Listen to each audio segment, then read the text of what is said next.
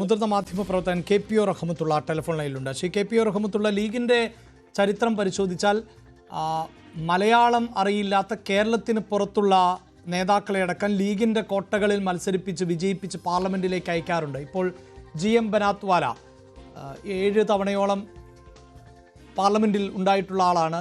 പൊന്നാനിയിൽ നിന്ന് മത്സരിക്കുന്നു. അതിനൊക്കെ മാറ്റം വന്ന് കേരളത്തിൽ നിന്നുള്ള പ്രമുഖരെ തന്നെ മത്സരിപ്പിക്കുന്ന സാഹചര്യം ഉണ്ടാകുന്നു.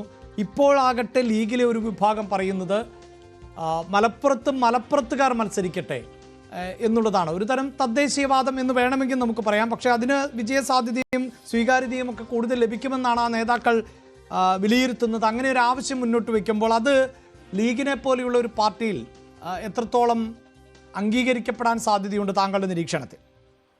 മുസ്ലിം ലീഗ് അവരുടെ അഖിലേന്ത്യാ പ്രസിഡന്റ് ആയിരുന്ന കായിദെ മില്ലത്ത് ഇസ്മായിൽ സാഹിബ് മലബാറിൽ നിന്ന് ജയിച്ചത് നോമിനേഷൻ കൊടുക്കാൻ വേണ്ടി മാത്രമേ അദ്ദേഹം വന്നിരുന്നുള്ളൂ. മണ്ഡലം കാണാതെ ജയിച്ച നേതാവ് എന്നായിരുന്നു അദ്ദേഹത്തിന് പാർലമെന്റിൽ ഉണ്ടായിരുന്ന ഖ്യാതി. എന്നാൽ ഇപ്പോൾ അഹമ്മദ് സാഹിബ് 4 നൂറ്റാണ്ട് കാലം താനൂരിൽ നിന്നാണ് മത്സരിച്ച് ജയിച്ചത്. അഹമ്മദ് കബീർ സാഹിബ് മങ്കടയിൽ നിന്നാണ് ജയിച്ചത്. അതുപോലെ യൂനുസ് കുഞ്ഞ് മലപ്പുറത്ത് നിന്നാണ് ഒരിക്കൽ ജയിച്ചത്. 2 തവണ ഇരവിപുരത്ത് സ്വന്തം നാട്ടിൽ പരാജയപ്പെട്ടതിന് ശേഷമാണ് യൂനുസ് കുഞ്ഞ് മലപ്പുറത്ത് വന്ന് MLA ആയത്. അതുപോലെ സെയ്ദുമർ ബാബയ്ക്ക് തങ്ങൾ മുമ്പ് താനൂരിൽ നിന്ന് ജയിച്ചിട്ടുണ്ട്. മുസ്ലിം ലീഗ് ആരെ എവിടെ നിർത്തിയാലും ജയിക്കുന്ന ഒരു അന്തരീക്ഷം മുമ്പുണ്ടായിരുന്നു. എന്നാൽ ഇപ്പോൾ കാര്യങ്ങൾ മാറിയിരിക്കുന്നു.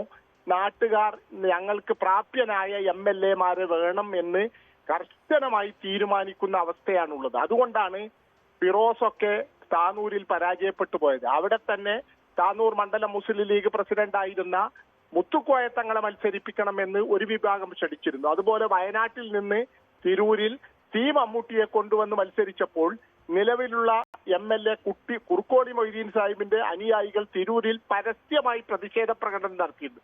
ഇങ്ങനെയൊക്കെ കാലം മാറിയപ്പോൾ 14 ജില്ലകളിലും സീറ്റ് വേണമെന്ന് മുസ്ലിം ലീഗ് പുതിയതായ ഒരു ആവശ്യം ഉന്നയിച്ചിട്ടുണ്ട്. ഇപ്പോൾ അവർക്ക് 27 സീറ്റുകളാണ് 25-27 സീറ്റുകളാണ് മത്സരിക്കുന്നത്. അത് പോരാ, 35 സീറ്റെങ്കിലും വേണം എന്നൊരവസ്ഥയിലേക്ക് മാറിയിട്ടുണ്ട്. മാത്രമല്ല, മലബാർ പാർട്ടി അല്ലെങ്കിൽ മലപ്പുറം പാർട്ടി എന്ന ഒരു ചീത്തപ്പേര് മുസ്ലിം ലീഗിന് CPM പോലുള്ള എതിരാളികൾ ചാർത്തി കൊടുക്കുന്നുണ്ട്. കാരണം കോഴിക്കോടും മലപ്പുറത്തും കാസർഗോഡും മാത്രമാണ് നിലവിൽ മുസ്ലിം ലീഗിന് MLA-മാരുള്ളത്.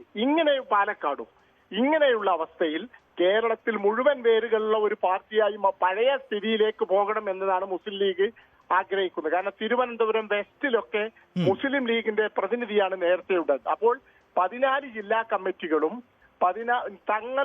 തങ്ങൾക്ക് മുസ്ലിം ലീഗിന് ഇവിടെ കിട്ടുന്ന സീറ്റുകളിൽ ഇവിടത്തുകാർ തന്നെ മത്സരിക്കണമെന്ന് കർശനമായി സംസ്ഥാന നേതൃത്വത്തോട് ആവശ്യപ്പെട്ടുകൊണ്ടിരിക്കുകയാണ്. അതുകൊണ്ട് തന്നെ ഇനി മുതൽ സ്വന്തം ജില്ലയിലുള്ളവർ മാത്രം മത്സരിച്ചാൽ മതി, അല്ലെങ്കിൽ ഇനി അടുത്ത ഘട്ടത്തിൽ സ്വന്തം മണ്ഡലത്തിലുള്ളവർ മത്സരിച്ചാൽ മതി എന്ന പുരോഗമനപരമായ ചിന്തയിലേക്ക് കൂടി മുസ്ലിം ലീഗ് പോകുമെന്ന് തീർച്ചയാണ്. കാരണം മറ്റുള്ള കെട്ടിയിറക്കിയവരും ഇറക്കുമതി ചെയ്ത സ്ഥാനാർത്ഥികളും ഞങ്ങൾക്ക് വേണ്ട എന്ന് എല്ലാ മണ്ഡലം കമ്മിറ്റികളും ജില്ലാ കമ്മിറ്റികളും പരസ്യമായി നിലപാടെടുക്കുന്നത് കഴിഞ്ഞ 1-2 തവണ അങ്ങനെ വിഷയങ്ങൾ ഉണ്ടായിട്ടുണ്ട്. അതുകൊണ്ട് മുസ്ലിം ലീഗ് നേതൃത്വം ഇനി മുതൽ ഒരു ജില്ലയിലുള്ളവർ മാത്രം ആ ജില്ലയിൽ മത്സരിച്ചാലും മതി എന്ന ഒരു കർശന നിലപാടിലേക്ക് എത്തുമെന്നാണ് മുസ്ലിം ലീഗിലെ അത്തരത്തിലെത്തിയാൽ അതിന് വിജയസാധ്യതയെ ഏത് തരത്തിലായിരിക്കും ബാധിക്കുക? പ്രത്യേകിച്ച് നേരത്തെ അനുമോദം സൂചിപ്പിച്ചതുപോലെ ഇതൊരു നിർണായകമായ ഘട്ടം കൂടിയാണല്ലോ.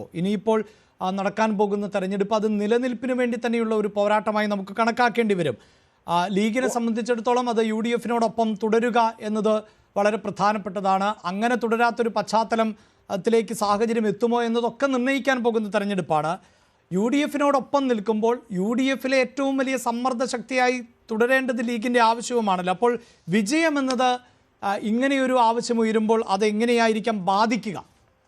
മുസ്ലിം ലീഗ് 2 തവണ അധികാരത്തിൽ പുറത്തു നിന്നത് കഴിഞ്ഞ ഒരു അരനൂറ്റാണ്ട് കാലത്ത് ആദ്യത്തെ അനുഭവമാണ്.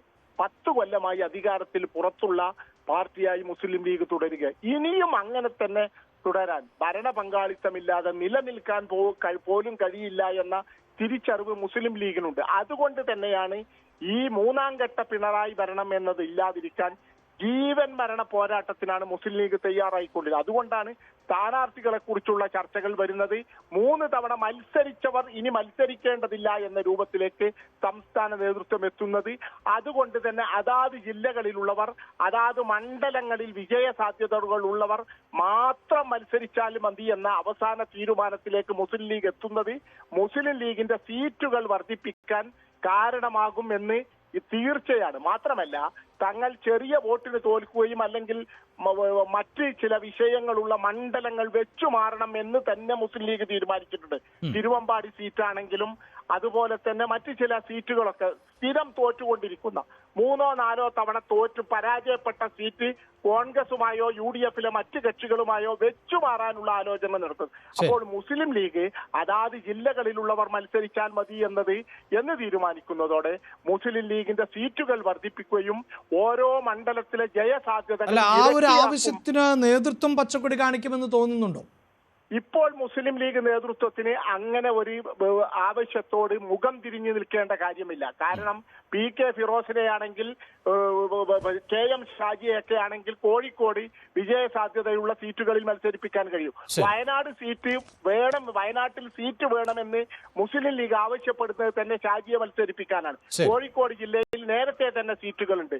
കുന്നമംഗലം സീറ്റ് വെച്ചുമാറുമെന്നൊക്കെ ചില സൂചനകൾ ഉണ്ടെങ്കിലും അതാത് ജില്ലകളിൽ മത്സരിക്കാൻ ആളുകളില്ലാത്ത അവസ്ഥ മുസ്ലിം ലീഗിന് ഒരിക്കലും ഉണ്ടായിട്ടില്ല. അതുകൊണ്ട് ഈ തീരുമാനം മുസ്ലിം ലീഗിന് ഗുണം ചെയ്യുമെന്നാണ് ഞാൻ മനസ്സിലാക്കുന്നത്. വളരെ നന്ദി ശ്രീ KP റഹ്മത്തുള്ള പ്രതികരിച്ചതിന്. അനുമോദ്, നമ്മൾ